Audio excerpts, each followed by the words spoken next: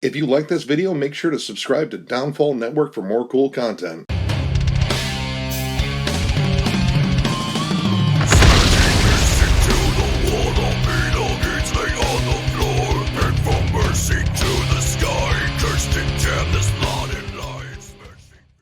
What's up, everyone? Thralls here once again. I'm Necrotic Nick. I'm Jammin John. And we have an album review for you. So another one that came out on the 6th, and more of an underground release, but we decided why the hell not, was the debut album from Bleeding Out, Lifelong Death Fantasy. Hell of a title. This came out on the 6th as well on Profound Lore Records. I have no idea when this band formed. I literally looked around on their Facebook, Encyclopedia Metalum, and I couldn't find anything, but they are from Toronto, Canada. And they do feature members of Fuck the Facts, which is an awesome grindcore band from Canada as well. This is their debut album again. They have two other demos, one that came out in 2018, one that came out in 2019, and that is pretty much it when it comes down to everything I know about this band. Other than we listened to this album, and it is 17 minutes long, or close to 18, and it is bombastic as hell. This is flat out death grind. Yes. And it is nasty, it is gritty as hell. You get it right from the rip. right out of the gate, dude. Because the Finally Dead Once More, that's almost like an epic intro. Like, I felt very empowered. It's very interesting. First off, the title is interesting, which I pretty much took away from that. If at first you do succeed again. Why not? This is an interesting intro in the sense that it's one of the softer ones, because it's just kind of a lead-in. It's a minute-long lead-in, and out of all this grimy, sludgy riffery, you get Iron Maiden harmonies? Yeah, like I'm saying, like it seems like it's just almost kind of like an epic thing. I'd never heard of this band, and I didn't really know what to expect, and I thought it was going to be something much different than what it was, than what the intro led it to be. So. Yeah. I had jammed one track on YouTube, and I totally forgot this was coming out, and when I saw it today when I went to the record store, I was like, huh, I remember that. And it's on Profound Lore. Profound Lore is a pretty solid record label. Yeah. And then when you get into the title track, this just explodes. Or more like just detonates. Everything explodes. It is just grindy as hell. And for the most part, this album favors grind more than death metal, but it's definitely still death grind. But the cool thing on this is, when it comes down to like the overall sound, it doesn't come off as like the homogenized sound of death grind. Like it's like, oh, it's death metal riff, but they're playing that grindcore pace, and the songs are very short and frantic. You definitely get the short and frantic songs, but when it comes down to their death metal moments, they bring out some just nasty, chunky riffs. Yep. And it doesn't happen often. I would say that this record is definitely more grind than it is death grind. Sounds like it was recorded in a subway tunnel. It's grimy as hell. I think the vocals are a little too out front. I kind of like them back a little bit and have like the guitars and bass kind of brought up. Like everything sounds like good for what they're going for, which is just grimy death grind, and mission accomplished. But yeah, the vocals kind of scream a little too out front, and they kind of like take away from the music because you can't hear stuff underneath these big cavernous howls sometimes. Yeah, vocals are very black metal-ish, actually, for the most part. They're very throaty and like dry sounding. Yep. And of course drenched in reverb, because why not? Now, the death metal part really kicks into high gear for me on Nightmares Forged in Blood, which I wasn't expecting an instrumental on a 18-minute album, but we got one, and this is almost death doom. It's like finished death metal. Yeah. It's kind of crazy. Like, we were kind of waiting, like, it's gonna pick up into blast beats here in a second, it's gonna lose its shit, and it didn't. And it never did. It was sludgy at times. It was like if Disma and Sabbath jammed together. Yeah, it's just kind of grimy. There's a really cool like atmospheric lead that comes in, and then how it sort of fades out, and the lead becomes a piano line. Dude, I love that piano line. It is a very, very creepy. It reminds me of 80s horror movies. Yeah, 100%. That's exactly what I wrote too. Just like, man, this is haunting. It is. It's really creepy. I didn't see this coming in this album. No, and that's kind of an interesting thing. Like, it's an 18-minute album, and when it comes down to like grindcore, it's like, all right, this is just going to be short, quick, to the point, bombastic, just nasty. But they squeeze in some atmospheric moments on here that I thought were really cool.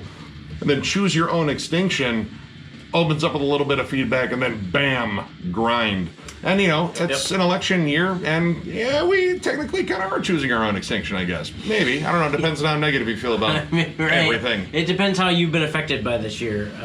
There are a lot of people, I think. Pretty sure 2020 has been trying to do us in the entire time, and this was them asking. I was like, well, we tried the murder hornets. You guys didn't really like those, so we took them away pretty quick. Tornadoes? Or, like, how about multiple hurricanes? Yeah, record hurricane season. There we go. 2020.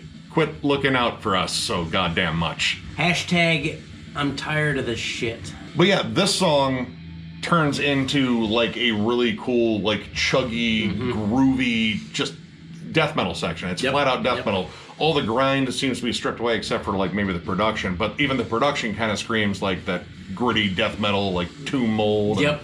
I got a lot of Witch Vomit, stuff like that. Even what sounded like, I couldn't tell if there was a little lead in that song or what. It's so muddy that I couldn't really figure it out. Then you get into the song like Perpetually Finite, where it's almost a more melodic song. There's a hook in that song. It's funky. Yeah. It's one of the most punk songs on here, next to Realm of Silence, which is a fierce D-beat song. Like very like disrupt-esque, but yeah. That one, Perpetually Finite, like, it has a dissonant melody to it. It reminded me of like really early Mastodon, like Call the Mastodon. Yeah, I can hear that, except faster. Yep, except faster and obviously more insane. Now the last song, Mechanized Decomposition, I think this is where death metal came out to play. It's the longest song on the album, so it's 3 minutes and 26 seconds. But it's almost like they took this song and actually cut it in half, because the first half of the song was easily grind. I got a lot of aborted out of that. Nawsome fits left and right. But then you get to the back last minute and a half of the song, and it's heavy as balls. Dude, they bring it down, they kind of bring the groove in there, bring back the chugs, and when this guitar tone chugs, man, it sounds just grimy as hell. But yeah, I like how this song kind of fades out on that, and it has this creepy lead melody that's there. It's kind of buried in the mix at first, and then as the rest of it fades out, they bring up that lead melody. Yeah. Yep. Great way to close it. Again, atmosphere, but you know, on a grindcore album you really weren't expecting. So there were some really cool, like, extra nods on here that, you know, I really wasn't expecting, and I like that. Yeah. I like that I can still be kind of surprised. Now, granted, I didn't know anything about this band at first, but I feel like I really crept inside their head on this one, and their song titles are absolutely amazing. I love that. Nightmares Forged in Blood. That's so goddamn good. Right? But honestly, the only things I could take away from this is, you know, maybe some of the production things bring up the guitars a bit. Like, I want to hear that murky tone louder. And I think their vocals are way too out front. I would like to hear it, the mix be slightly less ambient / dissonant. Not that I'm not a huge fan of that kind of music, but like, I feel like there's a lot in this band that needs to come out to play. And I understand, like, the feel on this definitely has that early grindcore feel, like, you know, early Napalm Death. But I kind of, like, think there's elements in here that could be brought up, like, namely that guitar tone. Like, that is such a good guitar tone in terms of just how gritty it is.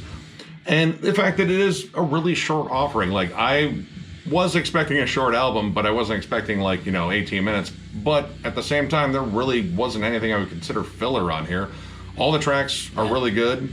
Some of them kind of run together, but overall, this is a great... It's a full length, technically, but we've definitely reviewed a lot of EPs longer.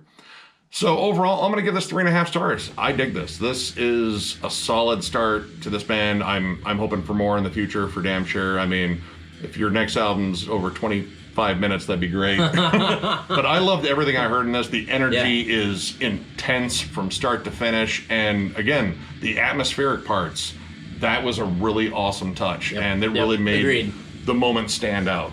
Good stuff. Yeah, I'm going to give it 3.5 too. I had no idea what I was getting into. In fact, I thought we were reviewing something totally different, and then I was like, oh, this is okay. But then I saw it was on Profound Lore, and we've reviewed a lot of albums from a lot of underground labels that are becoming favorites of mine, and Profound Lore is one of them. Anyway, yeah, with this band, I mean, I immediately figured out it was grind, and then and then I did get to hear some things that you don't typically hear, and in a deathgrind album, such as really heavy nods to like sludge and doom, and again, having an instrumental track as a grind band doesn't often work, but they pulled it off. It made it sound, it was interesting. Like, it kept my attention. And, you know, same as Nick, there are a couple things I would do to maybe tweak the sound, but at the same time, I get it. If you're gonna go for nasty grimy, you might as well make it sound nasty grimy, and they did that. So yeah, good shit, guys. Please keep doing what you're doing. Maybe release some information about y'all, since we couldn't really find it. That might help. So if you enjoyed this review, give it a thumbs up, and if you are new to the channel, subscribe, because we do stuff like this all the time. time. We will catch you later.